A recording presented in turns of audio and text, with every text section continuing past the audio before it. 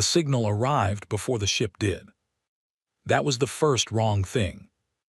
Every vessel in conquered space, military, civilian, cargo hauler, diplomatic runner, broadcast its identity code on approach. Name, registry, point of origin, intended destination. Standard. Automatic. The kind of thing that happened so reliably that no one in the conquered fleet had thought about it in 200 years. It was like breathing. It simply happened. This signal was not an identity code. Commander Zirath Vel Ashen was in the middle of reviewing a supply dispute between two colony stations on the edge of Expansion Arm 3 when his communications officer went quiet in a way that was not normal quiet. Normal quiet was the absence of sound. This was the kind of quiet that had weight to it, the kind that pressed against the inside of the bridge like something trying to get out. Zirath had 7 arms. He used 2 of them to set down his documents. The bioluminescent patterns along his skin, which shifted with his mood the way weather shifts across an open field, went from the pale blue of mild boredom to something that had no clean name, a greenish-gray that his crew had learned, over 6 years of service, meant their commander had noticed something he did not yet have a category for. He hated that feeling more than anything in the galaxy. "Report," he said. His communications officer, a young Pelhari with 3 eyes and the nervous habit of blinking all 3 at different times, pulled up the frequency display. Every band, every channel, military, civilian, diplomatic, the old emergency frequencies that hadn't been used in living memory. All of them filled. The same signal on every single one. Zirath leaned forward. His skin went fully gray. The signal was a question. Translated from the broadcast frequency into Velhari Standard, it read, "Are you ready?" That was it, nothing else. No identity code, no registry, no point of origin. Just those 3 words, looping, patient, filling every frequency in the local sector like water filling a room. Not violently, not with any urgency at all, just steadily, completely, until there was no space left that it had not reached. "Source?" Zirath asked. "We're still," the officer blinked, all 3 eyes at once, which he never did. "We're still trying to lock it. Commander, the signal is also broadcasting in Dravisi, and in Old Harathi, and in," he stopped. "Commander, this 4th dialect. Xenolinguistics says it's a language they haven't finished translating yet. They've had the source text for 60 years.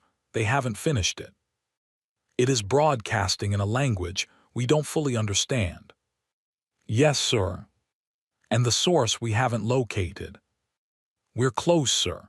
The signal is coming from," the officer looked at his display, looked away, looked back. "Arm 3 outer edge. Something just dropped out of FTL." Every head on the bridge turned toward the forward display. It was large. That was the first thing. Not large the way a fleet carrier was large. Large the way a mountain is large, the way something is large when the scale of it makes your eyes try to do math they were never built to do. The ship, if it was a ship, if ship was the right word for something that sat in the void like a sleeping god, was dark. No running lights, no engine glow, nothing that suggested power or life or purpose. Just mass, just age. Just that signal, pouring out of it on every frequency, patient as stone. "Get me a full scan," Zirath said. His voice was level. His skin was the color of old ash. "Everything, hull composition, power readings, life signs, weapons systems, I want all of it." The scan took 4 minutes. That was the second wrong thing. Scans of vessels that size should have taken 40 seconds. The ship's hull was doing something to the scanning instruments, not blocking them, not jamming them, simply making them work harder. As if the ship was old enough that the scanners had to stop and think about it. The results came back. Zirath read them, then he read them again. Hull material, a carbon composite alloy that the Concord's material science database flagged as asterisk pre-industrial synthesis, meaning it was made by a civilization that no longer had the tools to make it. The hull was a relic, a remnant. Something built with knowledge that had been lost. Carbon dating put its age at 12,000 years. Power signature, 0. The ship was cold, not damaged cold. The kind of cold that came from a very long time of doing nothing. No reactor, no stored energy, no drive system operating. Whatever had moved this vessel had stopped moving it a long time ago. Life signs, none. Weapons, none detected. Trajectory, Xyrath stared at this one for a long time. The vessel had no engine operating, no thrust, no drive. It had come out of FTL and it was moving, not drifting, not coasting in a random direction the way an unpowered object would, but aimed, locked onto a heading with the precision of a fired shot, as if someone had pointed it at a specific destination 12,000 years ago, pulled the trigger, and let physics do the rest. The destination it was aimed at was the Concord's capital system. Xyrath's communications officer spoke. "Commander, there's a manifest in the broadcast signal, buried in the data. Xenolinguistics just pulled it." "Read it." The officer looked at his screen. He did not look away from it when he spoke, which meant he was doing the thing that beings do when they need their eyes on something familiar, because what they are saying is not familiar at all. Cargo manifest, one line, one entry. The officer's voice was careful the way a man is careful carrying something fragile across a long distance. It reads, cargo one species, dormant. The bridge was quiet. One species. Not one creature. Not one member of a species, the way a diplomatic vessel might carry an ambassador. One asterisk species.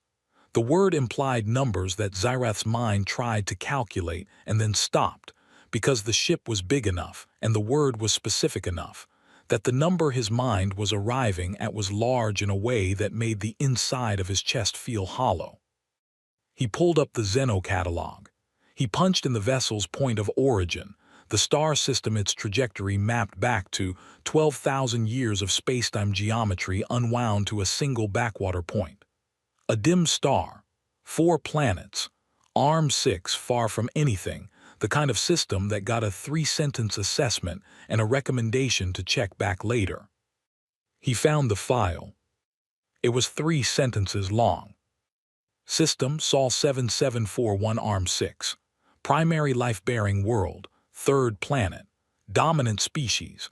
1. Carbon-based, bilaterally symmetrical, prestellar technology shows early signs of organized civilization. Recommend reassessment in 10,000 years. He checked the timestamp on the recommendation. 11,847 years ago. He sat there, 7 arms perfectly still, skin the color of a dead thing. Nobody had scheduled the reassessment.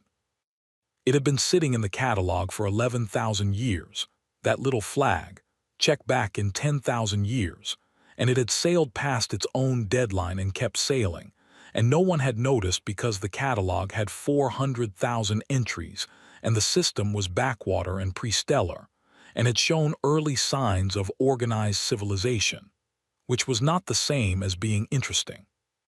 Xyrath looked at the manifest again, 1 species, dormant. He looked at the ship, cold, enormous, aimed, 12,000 years old, closing the distance between itself and the conquered capital at a speed that had nothing to do with its engines and everything to do with momentum that had been building for longer than most conquered civilizations had existed. He thought about what dormant meant. He thought about what 1 species meant. He thought about a ship that size, and he thought about how many of something you could carry in a ship that size if you packed them carefully, and he thought about what aimed meant when nothing was aiming it. Then he stopped thinking about all of it, because thinking about it was getting him somewhere he was not ready to go. "Get me the first expansion fleet," he said. His communications officer turned. "Sir." "All 47 ships, full mobilization. I want them on an intercept heading within the hour." He was already pulling up the tactical display. His skin had settled into something new, not the gray of confusion, not the blue of routine, but a deep, flat red that his crew had only ever seen once before, 3 years ago, during the Heth Corridor engagement, when the situation had moved past complicated into the kind of territory where the only useful thing was to act. "Are we treating this as a hostile contact?" the officer asked. Xyrath looked at the forward display. The ship, the dark, enormous, patient, 12,000-year-old ship, broadcasting its three-word question into every frequency it could reach. "Are you ready?" "I don't know what we're treating it as," he said. "That's why I want 47 ships." The fleet mobilized. The fastest military response in conquered history, a record that would be noted in the after-action reports, assuming anyone wrote after-action reports, assuming there was an after. 47 warships moved into position, arrayed in the defensive formation that had broken 3 invasions and ended 2 wars, the formation that the conquered military academy used as its first lesson in applied force, the formation that said, "Whatever you are, we are more." The vessel did not change course. It did not accelerate. It did not arm. It did not respond to the fleet's presence in any way that instruments could detect. It simply continued, moving through space the way old things move, not with speed, not with urgency, but with the particular unstoppability of something that has already decided where it is going and has no interest in discussing the matter. The signal kept broadcasting. "Are you ready?" On every frequency, in every language, including 3 that had been dead for 6 centuries. Including one that the Concord's best xenolinguists had been trying to understand for 60 years and still hadn't finished. Xyrath watched it come. He was a being who had spent his career putting things into categories, threat or not threat, known or unknown, manageable or not. His entire value to the conquered military was his ability to look at a situation, find the right box, put the situation in it, and act accordingly. He looked at this. He could not find a box. For the first time in 6 years of command, across 30 engagements and 2 full-scale wars, Commander Xyrath Vel Ashen sat in his chair on the bridge of the Concord's flagship and felt something move through him that he didn't have a name for. It wasn't fear, he knew fear. Fear was familiar, manageable, a thing that sharpened the mind. This was something else, something quieter. Something that felt, in a way he would not examine until much later, like the moment just before an answer arrives. When you have been carrying a question so long you forgot it was a question, and something in the universe finally decides you are ready to hear it. "Are you ready?" The ship came on. Xyrath did not send soldiers. He had 47 warships and enough firepower to crack a moon, and he sent one unarmed civilian shuttle carrying a single passenger who was technically retired and had complained loudly about being woken up. Archivist Sane of the Dravesi had been asleep in her cabin aboard the research vessel Asterisk Third Clarity when the commander's call reached her. She was 160 years old, which for a Dravesi was middle-aged, old enough to have filed away more knowledge than most institutions held, young enough to still be annoyed about being woken up. Her species were thread memory beings, which meant they didn't store knowledge in external devices the way most civilizations did. They stored it in themselves. In the specific texture of their nerve clusters, in the organized lattice of their long memory. Sane had cataloged 4,000 civilizations across 6 decades of fieldwork. When she moved through a new space, she felt its age the way some beings felt temperature, as a thing on the skin, immediate and real. She had agreed to board the vessel because Xyrath had said 2 things to her that he probably should not have said over an open channel. He had said, "It's 12,000 years old." And then he had said, "I can't categorize it." Sane had been putting on her coat before he finished the second sentence. The shuttle crossed the distance to the vessel in 40 minutes. 47 warships held formation around it, all weapons hot, all shields at maximum. The vessel sat in the center of that formation, the way a stone sits in a ring of candles, not threatened, not threatening, simply there, radiating patience in all directions. The signal was still going. Sane heard it through the shuttle's speakers, looping and calm, in every language she recognized, and several she almost recognized, and one that made the back of her memory light up in a way that was uncomfortable, like pressing on a bruise. "Are you ready?" "Yes," she said, to no one, which was a thing she did sometimes and had stopped apologizing for. The airlock was the first thing that told her something was deeply different about this ship. Airlocks on vessels this old, on anything, really, required interface. You needed to broadcast a request, or physically manipulate the external seal, or in some cases cut through it if the ship was truly dead. This airlock opened, on its own, before the shuttle had finished docking, as if the ship had been watching them approach and had simply decided they could come in. Sane stood in the open airlock and felt the age of it. Not metaphorically. Literally, the way she felt age as a dravicy in her thread memory, a kind of pressure and depth, like standing at the edge of something very deep and knowing the depth without seeing the bottom. The ship was 12,000 years old in the way that mountains were old, not worn out, just settled. The kind of old that had stopped being interested in time because time had stopped being interesting. The corridors were lit. That was the second thing.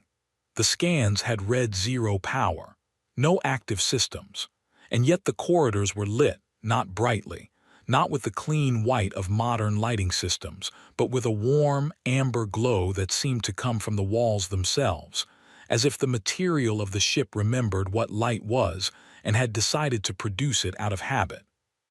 She walked. The corridors stretched ahead of her in a straight line, then curved gently to the right, then opened into wider passages, then narrowed, then opened again. The architecture was not alien in the way that most truly alien architecture was alien, built on a geometry or a logic that reflected a mind nothing like your own. This was almost familiar, proportioned for something roughly her own height, roughly her own width. Rooms off the main corridor sealed with doors she could have operated herself if they weren't locked.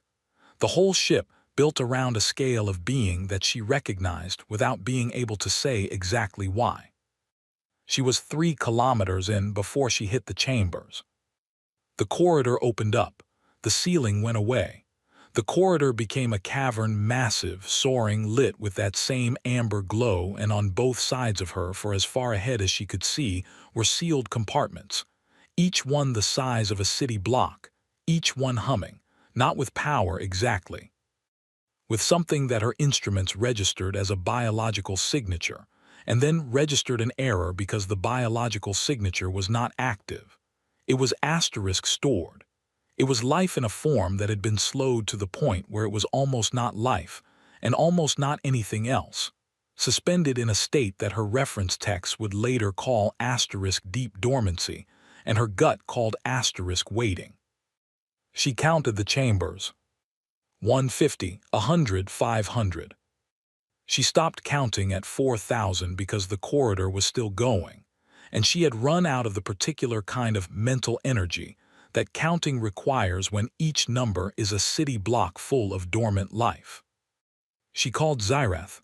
"I'm in the cargo hold," she said. "Can you tell what's in the chambers?" he asked. "Not yet, but Commander, I've been walking for 20 minutes since I entered this section. The hold is still going." She looked ahead. The amber glow continued into the distance, steady and even. "This ship is bigger on the inside than it looks." Which was not physically possible, and yet. She didn't say that part, she kept walking. The core of the ship was another 30 minutes in. She emerged from the chamber corridor into a room that was, by comparison, small, the size of a large meeting hall, circular, walls lined floor to ceiling with something she had never seen outside of theoretical papers. Quantum crystalline data storage. Sane had read about it. Every xenolinguist who worked with pre-modern civilizations had read about it, the way you read about mythological creatures, as a real thing that existed once, a technology that several civilizations had theorized, and none had ever successfully implemented. Because the precision required to encode data in a quantum crystalline lattice at the density the theorists described was so extreme that most species gave up and built bigger computers instead. The walls were full of it, floor to ceiling, every surface. Her instruments tried to measure the data volume. They returned a number. Then they returned an error because the number they had returned was not a number that her instruments were designed to handle. Not because it was wrong, but because it was right. And what it was right about was a quantity of stored information so large that her instrument's error was essentially them saying, "We were not built to count this high." She stood in the center of the room for a moment, just stood there. Then she reached out and placed her hand against the nearest crystal surface. Her thread memory lit up like a map of the galaxy. The contact was not painful, but it was overwhelming, not noise, not chaos, but depth. The sensation of something that had been storing information for 12,000 years, recognizing contact, and presenting what was stored the way a library presents its catalog. She pulled her hand back, breathed, reached again more carefully with the trained precision of a field archivist who knew how to sample without drowning. She pulled one file. The file opened in her thread memory as a structured document, organized, labeled, meticulous. A profile, complete biological and psychological record, genetic baseline data, cultural development timeline, observed history annotated, projections. She read the name at the top of the file. Dravesi. Her people. Sane stood very still. The amber light did not care about this. The ship did not care. The crystals held their data with the same patient completeness they had held it for 12,000 years, indifferent to the fact that the being reading it was the subject of it, indifferent to the specific quality of wrongness that comes from finding yourself documented by something that should not have known you existed. The file was thorough in a way that was almost gentle, every detail noted, every crisis in Dravesi history annotated, every near-extinction catalogued with clinical care. She scrolled through it with her thread memory, years of training keeping her moving when instinct wanted her to stop. At the bottom of the file, intervention notes. 17 of them. Spanning 11,000 years. Sane read them. Each one was brief, a date, an action, a note about expected outcomes. Careful, professional, the way field reports are careful and professional when the person writing them wants the record to reflect that they were doing their job properly. Intervention 3. Introduced drought-resistant grain variant to northern settlements via undirected spore dispersal. Projected starvation event averted. Species population stable. Intervention 9. Removed genetic sequence encoding for territorial aggression in isolated northern population. Crossbreeding will distribute change across species within 4 generations. Recommend monitoring. Intervention 14.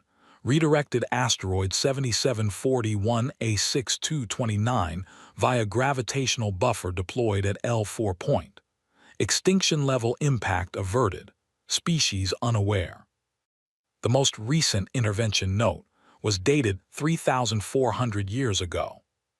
It read, subject species showing accelerated development in xenolinguistic fields, cultural diplomacy frameworks emerging, development on track, no further intervention required at this stage. Sane sat down on the floor. Not a decision, not a graceful lowering of herself. Her legs simply stopped participating in the project of holding her up, and she sat down on the floor of a dead ship, surrounded by 12,000 years of archived data, and looked at the word asterisk intervention until it stopped looking like a word and started looking like what it was. They had been managed, her people. For 11,000 years, someone had been watching them and nudging them, and saving them from things they never knew were coming, and removing pieces of their nature that might have killed them and they had never known. They had written their own history and called it their own history and believed it was their own history, and all of it, every crisis survived, every war that didn't happen, Every disaster that missed had been shaped by hands they had never seen. Her call to Zyreth was very calm. She was proud of that later. "Commander," she said, "pull the Zeno catalog. I'm monitoring your feed, Archivist. What did you?" "Every species in the Concord, all 41, pull every file." She looked at the crystal walls, checked the intervention notes. Silence on the line. Then, "We don't have intervention notes. First contact protocols prohibit any action on pre-contact species. The Concord has never." "Not our notes, Commander." The silence after that was a different kind of silence. "Archivist, what are you telling me?" Sane looked at the wall. 41 civilizations. In those crystals. Complete records. Every file with those same intervention annotations. Every species in the most powerful galactic civilization ever assembled, documented, monitored, and managed by something that had filed a 3-sentence assessment 12,000 years ago, and then gotten to work. "I'm telling you," she said carefully, the way you say things that cannot be unsaid, "that we have records on this ship for every member species of the Concord. And each file has documentation of external interventions that we did not know about and did not consent to." She paused. "And I have just read my own file, so I need you to understand that I am not panicking. I am making a professional report. There is a difference." A very long pause from Zyreth's end. "How many interventions?" he asked. His voice was different, flat in a way it hadn't been before. 17 for my people. I don't know about the others. Commander, open the Velhari file. Read it yourself." Another pause. "I'll review all 41 files," he said. "Open yours first," she said. He didn't answer, but she heard the sound of him accessing his terminal, and the specific quality of the silence that followed was the silence of a man who had just started reading something he was not ready for, in a room full of people who were also not ready for it, on a ship that was the most powerful military vessel in the known galaxy, surrounded by 46 others exactly like it. None of which mattered anymore. None of which had ever mattered in the way they thought. Above the ship, the broadcast continued its patient loop. "Are you ready?"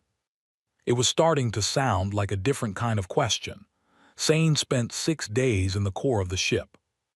She slept in 4-hour stretches on a folded thermal blanket she'd brought from the shuttle, ate from a supply pack, and read. For 6 days, she sat in the amber light of a room full of crystalline data, her thread memory working the way it had been trained to work, methodically, carefully, without the kind of emotional interference that would slow her down. She was a professional. She had spent 60 years reading the histories of civilizations that were not her own, and she knew how to maintain the particular distance that made the work possible. That distance lasted about 12 hours.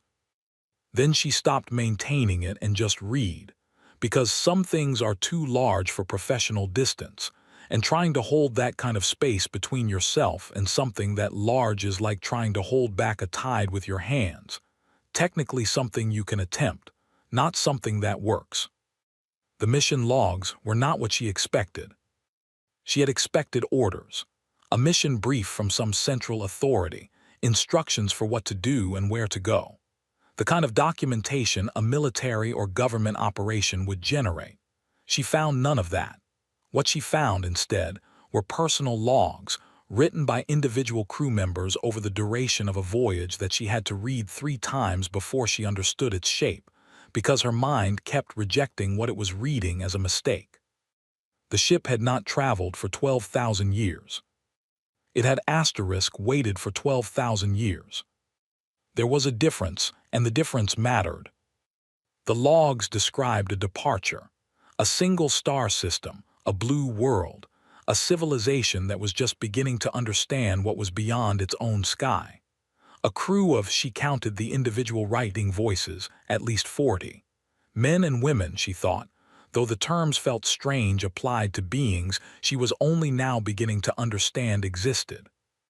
They had loaded their cargo and sealed their chambers and set their course, and then, instead of traveling, had parked the ship at the edge of a brown dwarf 30 light-years from the destination, and shut down every active system and waited. On a timer, the logs described why. The civilization they were returning to, the one whose development they had been monitoring and managing for 11,000 years, the 41 species spread across 6 galaxy arms that would come to call themselves the Conquered, was not ready. The crew had checked. The maturation projections, run against real-time data from their monitoring network, had come back short. Another 1,000 years, maybe 2. So they waited. The logs covered the first 300 years of waiting. After that, the individual voices went quiet, one by one, as each crew member entered a chamber of their own. The last log was written by a woman. Sane had begun to understand the gender patterns in their writing, who identified herself only by a function title, not a name, and who wrote with the kind of deliberate calm that Sane recognized from her own best reports. The calm of someone who has thought a thing all the way through and is now just recording it. The last log read, in translation: "This is the final entry before primary crew enters dormancy. The garden is progressing. We've made our adjustments and our corrections and our interventions, and I truly believe, that they will be all right. Some of them will be more than all right. The Velhari surprised us. The Dravesi surprised us. Honestly, most of them surprised us, which I think says something encouraging about what life does when you give it room to grow. We will wake up to something we are proud of, or we will not wake up at all, and either way the work will have been worth doing." Set the wake timer, set the approach vector, rest. She stayed with that last entry for a long time. Then she kept reading. The ship's automated systems, which had continued running at low power, maintaining the cargo, monitoring the galaxy outside, had kept their own logs. Shorter, less human, more like data tables than writing, but she could read them. They recorded in dry and factual language every signal the ship's passive monitoring systems had picked up from conquered space over 10,000 years. Political developments, wars, the forming of alliances, the building of the relay network they called the Conquered. The expansion. The automated logs noted each development with a rating, a simple scale, 1 to 10, measuring something the system labeled asterisk readiness. She watched the number climb across thousands of years. Slowly, with setbacks. There were decades where the number dropped, wars, extinctions of smaller civilizations, moments where the whole project seemed to wobble and then climbed again. Slowly. The way plants grow or children learn to walk. The system had set the wake threshold at 8. The Conquered's readiness score had hit 8.2, 14 months ago.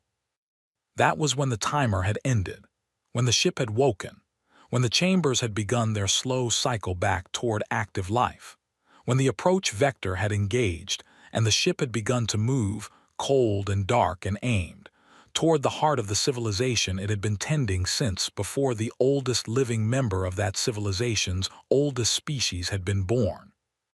Sane sat with this for a long time. The amber light held steady around her. The ship did not care about what she was feeling, which was, in a strange way, comforting. She thought about the word the logs used. Again and again, across 12,000 years of documentation, in the personal logs and the automated records and the intervention notes and the mission brief, which she eventually found, buried deep in the archive, dated 11,900 years ago, written in a language she was still partially guessing at. The word was asterisk garden. Not asterisk project, not experiment, not colony asterisk or operation or mission. Garden. Something you plant and tend and water and protect from frost, and then step back from and let grow in whatever direction it grows. And sometimes you prune it, and sometimes you stake it so it doesn't fall, and sometimes you walk out one morning and find it has become something you didn't plan and are completely unprepared for and love anyway. Sane was not entirely sure what she felt about being a garden. She was not entirely sure she had the right to feel anything about it at all. since the garden had not been consulted about being a garden, and consultation is generally considered a courtesy. She filed that thought away and kept reading, because this was her job, and her job was what she had when everything else became too large to hold. On the fourth day, she found the second archive. It was smaller than the first, tucked into a separate crystalline structure behind the main storage wall, and it contained a single catalog, not of conquered species, not of interventions and adjustments and saved civilizations. It was a catalog of *other gardens. Sane read the first entry and went still. A different galaxy, a different cluster of civilizations, managed, tended, brought to maturity. The file was closed, marked *complete, with a date that was 40,000 years in the past. The second entry, another galaxy, another garden, complete. The third, the fourth. She counted 14 completed gardens before she stopped counting, because the implication of the count was something she was not ready to sit with yet. The implication being that the conquered was not the first, or the only, or the most important, but simply the most recent, in a project that was older than most civilizations in this galaxy had any concept of age. The beings responsible for this had been doing it for longer than Sane had words for. She called Xyrath on the 6th day. She had compiled her report. She had triple-checked her translations. She had written and rewritten her summary until it was as clean and precise as she could make it, stripped of the 6 days of complicated emotion that she had done her feeling in private and was now done with professionally. "I'm ready to transmit my full report," she said. Xyrath's voice was different from how it had sounded 6 days ago, quieter, more careful. She had learned, over 2 decades of working with conquered military commanders, to read the specific quality of their silences. This one told her he had opened the Velhari file, possibly more than once. "Send it," he said. She sent it. Aboard the flagship, Xyrath received a document that was, by the standards of military intelligence reports, extraordinarily long and detailed, and by the standards of what it was actually describing, extraordinarily short. He read it standing up at his command console, because he had sat down halfway through the first page and then stood up again, because sitting felt wrong, because his body wanted to do something and there was nothing to do. 41 species, the entire conquered, every civilization that had built this empire, the Velhari, the Dravisi, the Pelhari, the Harathi, the 37 others, all of them planted, tended, guided, saved, and shaped by the same hands over the same impossibly long stretch of time. Every war that had ended before it ended the species. Every disease that had missed. Every collision course with extinction that had somehow turned. Not luck. Not the strength of their own civilizations. Gardening. He forwarded the report to the Imperial Council without comment, because there was no comment that would have added anything. 3 counselors resigned before the end of the day. One of them, a Harathi who had written 17 books on the natural development of civilizations and the inherent strength of species who survive through their own will, did not resign, but also did not speak for 48 hours and would later describe the experience as the noise in my mind simply stopped, and I had to wait for it to start again. The 4th counselor, Velhari, 200 years old, had governed through 7 wars and 3 extinction-level threats, the kind of being who had passed through enough history that not much could surprise her anymore, read the report and folded her hands and asked the only question that mattered. "What do they want?" No one answered.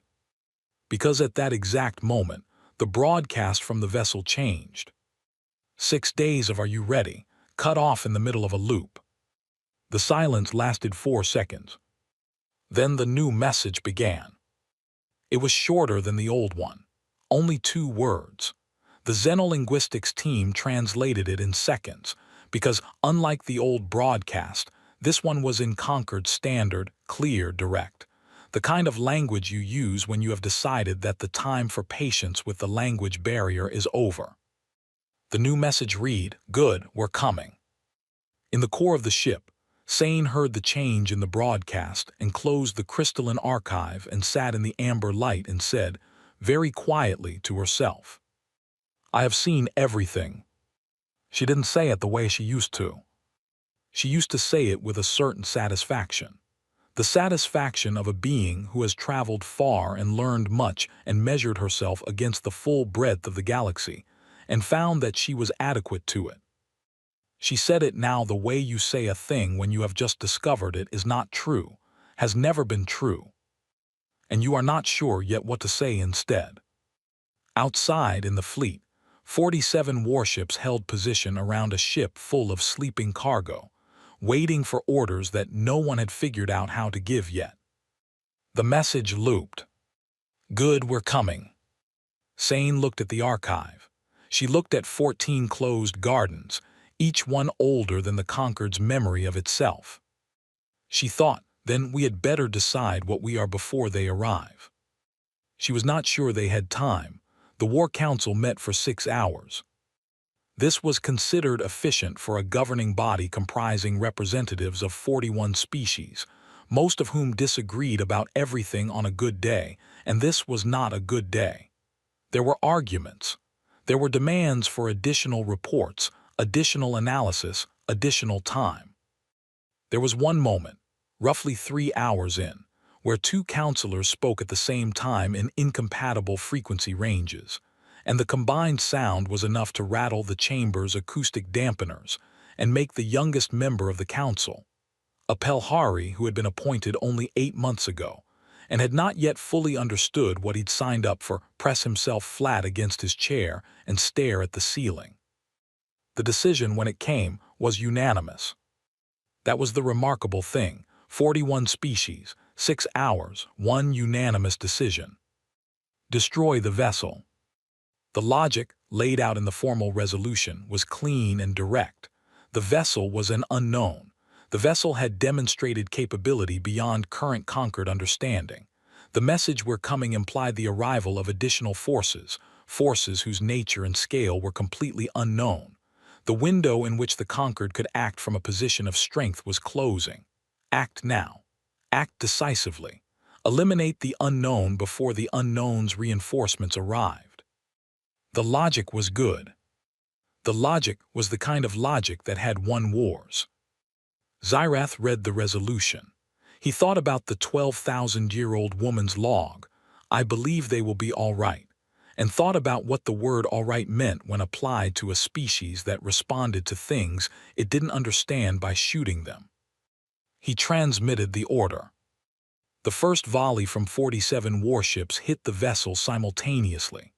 The combined firepower of the Concord's finest military hardware, energy weapons, mass drivers, the 4 experimental antimatter charges that had never been used in actual combat, and whose operators had been somewhat nervous about this, struck the vessel across its full length and breadth. The vessel did not raise shields. It did not evade. It did not return fire. It burned.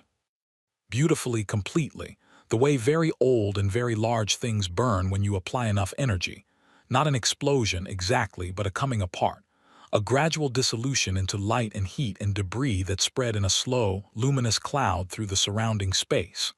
The amber light that had lit its interior corridors scattered outward and faded. The signal cut off mid-loop, "Are you ready?"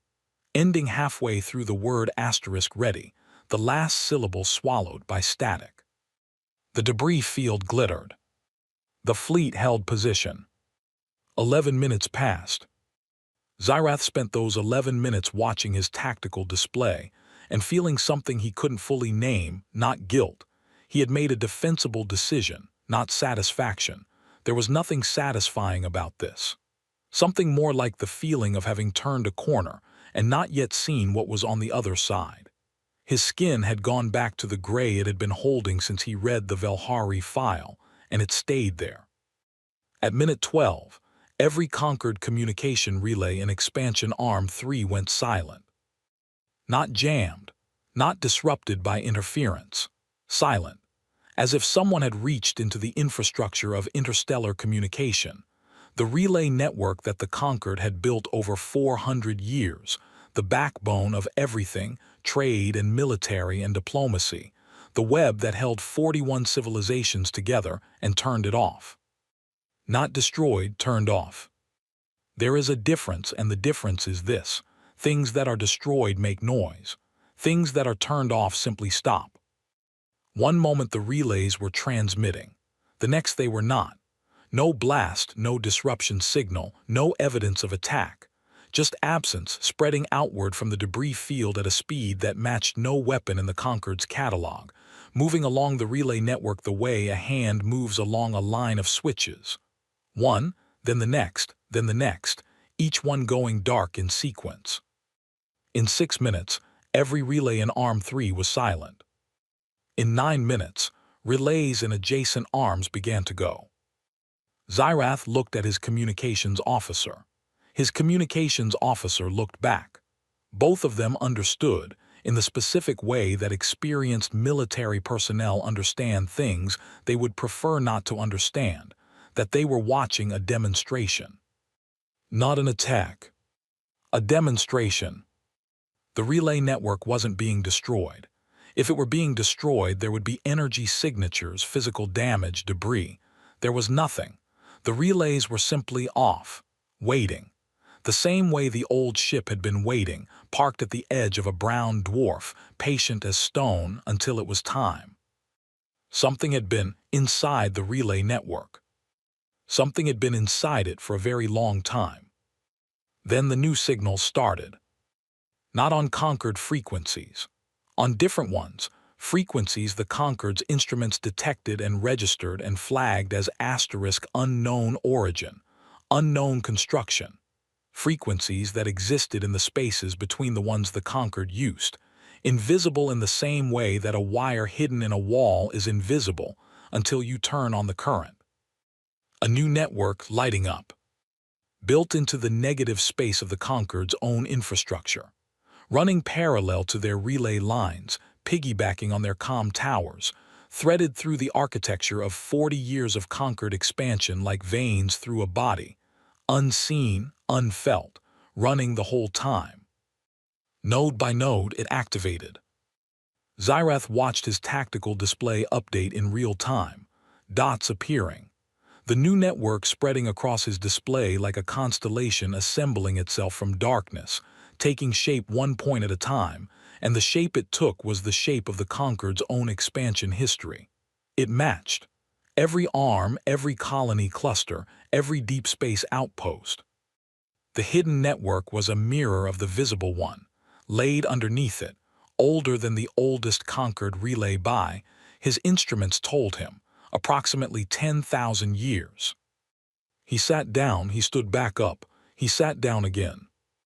In the core of the vessel's debris field, something was happening.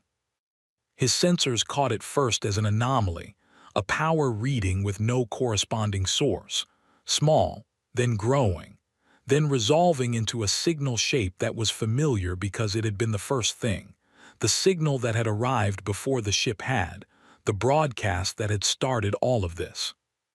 The signal was back. Not the question, not "Are you ready?" Something different.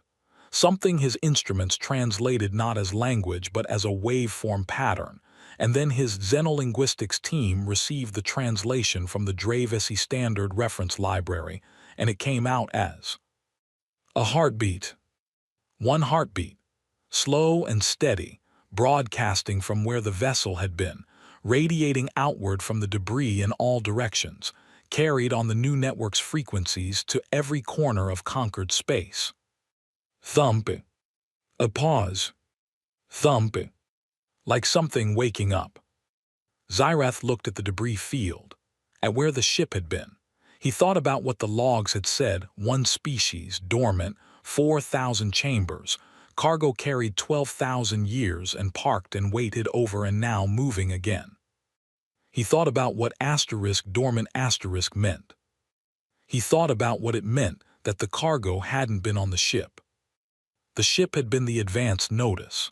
The signal, the message delivered on behalf of something that was already here, had always been here, had been here the whole time, moving through conquered space in the architecture of the hidden network, patient and dark in bidding. Commander, his navigation officer, voice very controlled. There is a vessel dropping out of FTL. A pause. Inside expansion Arm 3 perimeter. Range. It's not another pause. Zyreth recognized the quality of it, the pause of someone doing math and getting an answer they need to check. Commander, it's inside the capital system's orbital perimeter. Silence on the bridge. Inside the defense grid, the officer added. More silence. It is currently sitting in the no-fly zone, directly above the Imperial Council chambers, sir. Zyreth looked at his display. A single dot, small, far smaller than the vessel they had just destroyed. A ship the size of a diplomatic runner, quick and light. The kind of thing you used when you wanted to get somewhere fast and didn't need to bring an army. It was making no aggressive moves. It had raised no shields. It had armed nothing. It simply sat there, above the heart of the conquered civilization, in a space that should have been physically impossible to enter without triggering 17 layers of automated defense systems, all of which had apparently decided not to respond, or had been politely asked not to, or had been turned off from inside by something that had been inside them for a very long time. The new network was fully active now. Sane, running the numbers in the core of the debris field, would later estimate that over the course of the 40 minutes following the vessel's destruction, the hidden network had transmitted, on its own frequencies, directly to every inhabited conquered world, system, and station, approximately 12,000 years of human data. Science, history, art, engineering, medical knowledge, agricultural methods, the specific accumulated knowledge of a civilization that had over 12,000 years figured out how to persist. Not weaponized, not a threat, simply given, delivered to every conquered database with the same patient, generous completeness with which you might hand someone a book. Here, you should have this, you've earned it. The galaxy burned the way a city burns when every light comes on at once, not in destruction, but in illumination, sudden and total, every dark corner reached, every shadow resolved, the shape of everything finally visible. The heartbeat continued on every frequency. Thump, thump. Then the small ship above the Imperial Council chambers sent one transmission. Clear, calm, in Concord Standard, the version of Concord Standard that the Concord itself used, with the correct grammatical structures and the current idiom, not the version from 12,000 years ago or 11,000 or 4,000. But now, the way it was spoken in the capital today, learned the way someone learns a language when they have been listening to it being born. The transmission was 4 words. Ready when you are. Zyreth sat at his command console and looked at his display. 47 warships in formation around a debris field, a hidden network lighting up across 6 galaxy arms, a small ship sitting in the most protected airspace in the Conquered's history like it had always been allowed to be there. He thought about the War Council's logic, the clean, good logic, the eliminate the unknown logic. He thought about the last log entry, rest.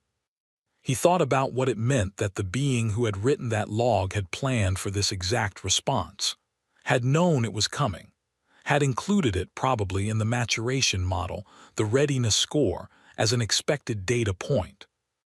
8.2. He reached for his communication panel. He opened a channel to the Imperial Council chambers.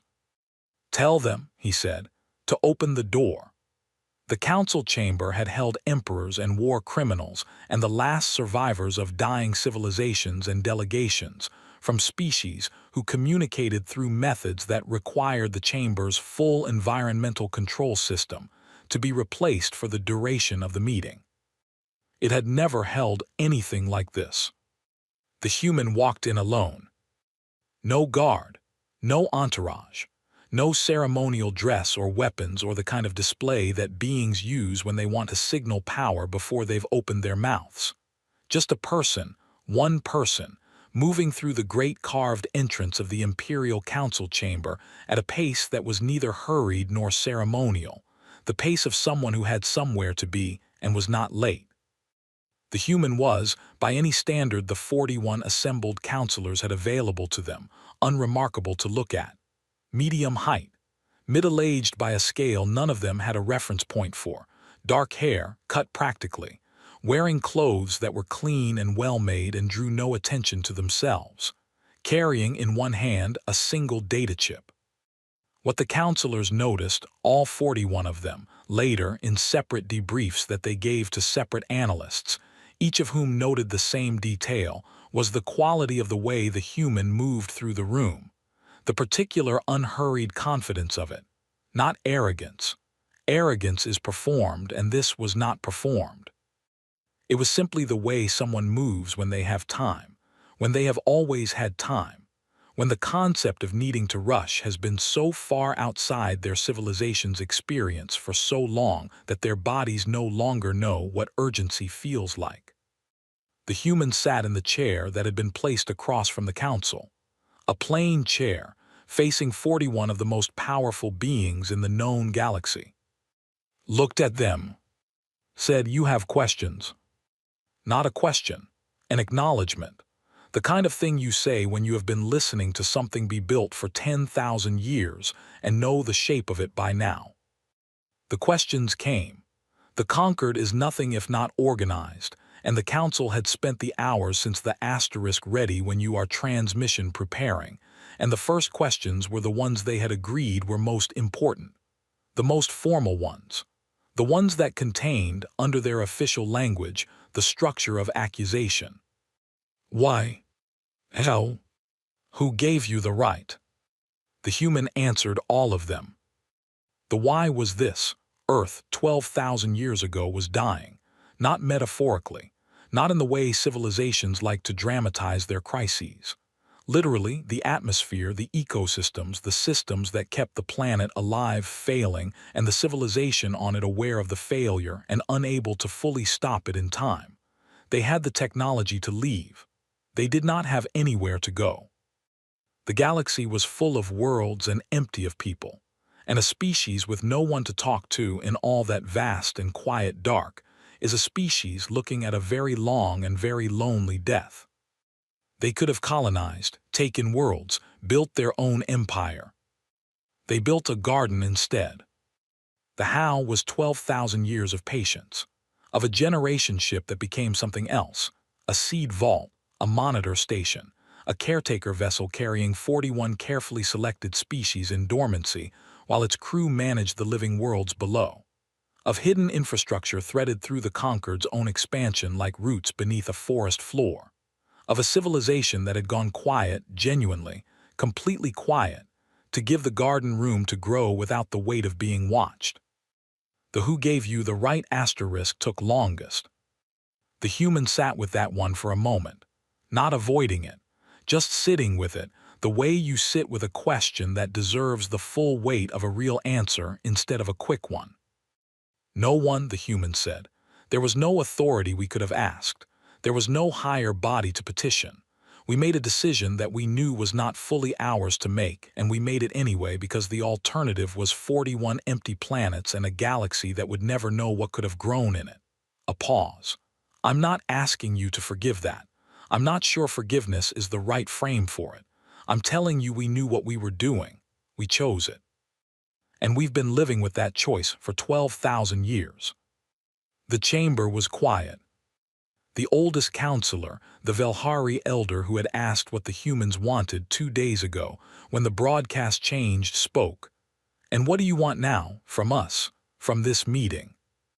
Nothing you haven't already chosen to give. She tilted her head. Explain.